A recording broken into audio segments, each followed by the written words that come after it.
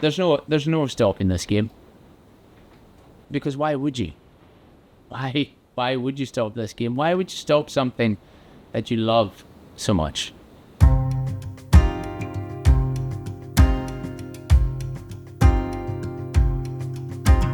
My name's Ally Williamson. I'm from the Isle of Lewis and stay in a small village on the west coast of the Isle of Lewis called Braga.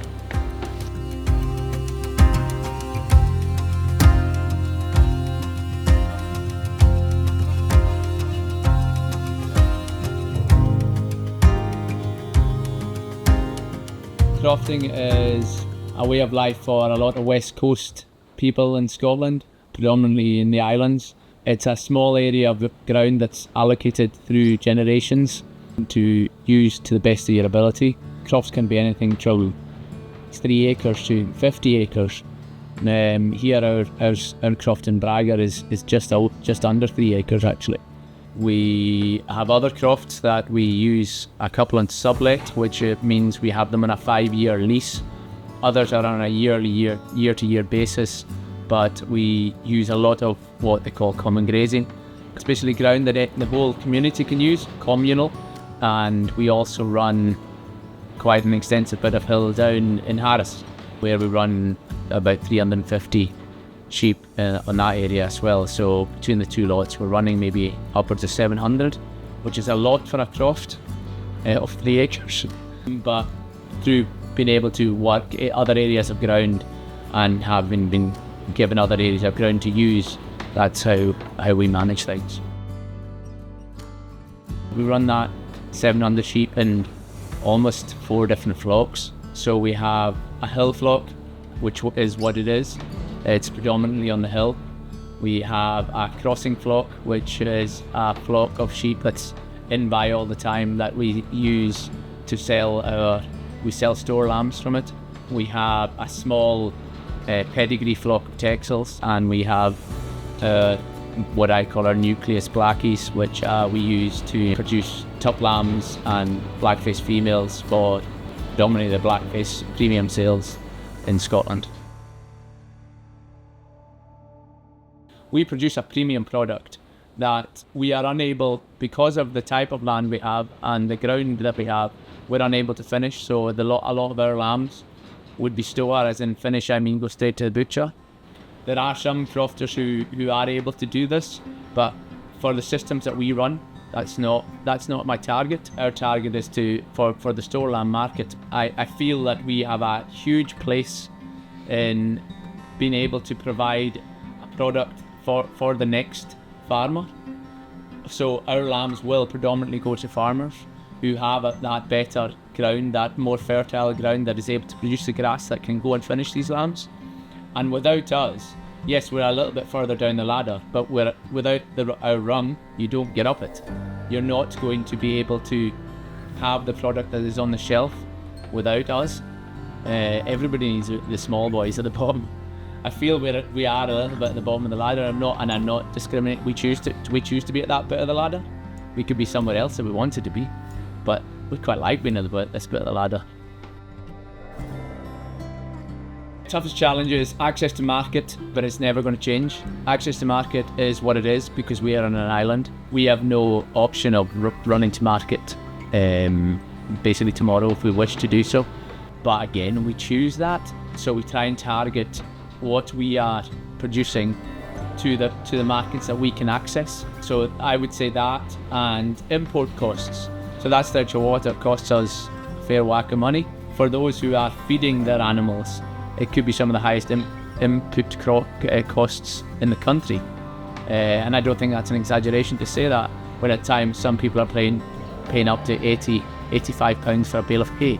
Yeah, that's lunacy in mainland terms, but when you don't have an option, it's what you do.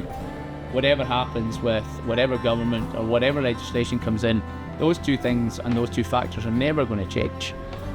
Again, it's a choice for us to be here. It's a choice for us to have those impacts. It's also a choice for us to try and make a product that not only washes its face, but also is superior. Maybe I'm being a bit bold in saying superior, but you can't, if you get the chance to be here and witness what we witness and see the little grass that we are able to produce and what we can produce from it, we're flipping good at it. So, yeah.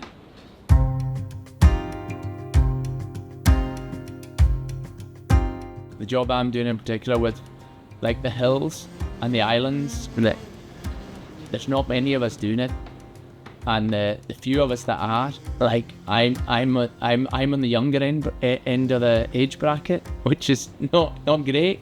I have a strong passion, a really strong passion for the future of our islands and the future of the work that I carry out to carry that tradition on, because it's so sustainable, and it's a far better way for an animal to live its existence is when it's free. It's the same as any human being. If you're free to do what you want to do, you're at your happiest. So it's the same with the sheep. If they're free to roam and eat what they want, they're at their best. We've started, and I'm trying to move forward with encouraging the young people through the Young Crofters project that we've just started. It's in its infancy. It's got a lot to do, but it's started. So the hardest thing is getting the ball rolling. So now that we've got the ball rolling, I believe, and I fully believe this, that there will be and is a future in it for these young people that maybe wasn't even there when I was their age. They have the passion to push it on, but we just need to help them. That's all I want to install in anybody, is a passion for what we do and a realization that we have a great gift, and it's on our doorstep, and all you have to do is walk out it. I'm a joiner to trade. I could go and put up houses or put front kitchen or whatever a joiner might be doing, and make far more money than I'm able to make just now. But I wouldn't have the life I have. I live a life where I'm fortunate to see the vast majority of the island, scenes and places that people don't even get to go to.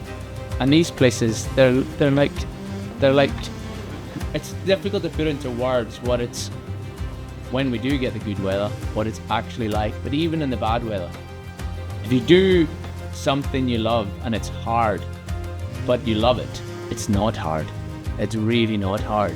We are faced again with a bit of water. We're faced with cliffs. We're faced with hills that are pretty rugged. Our terrain isn't the most favourable, but there isn't. No, I'm not saying I've been everywhere in the world, but there won't be a better place than where I'm placed and where I'm fortunate enough to live out my day-to-day life and go to work and just love it, no matter the weather.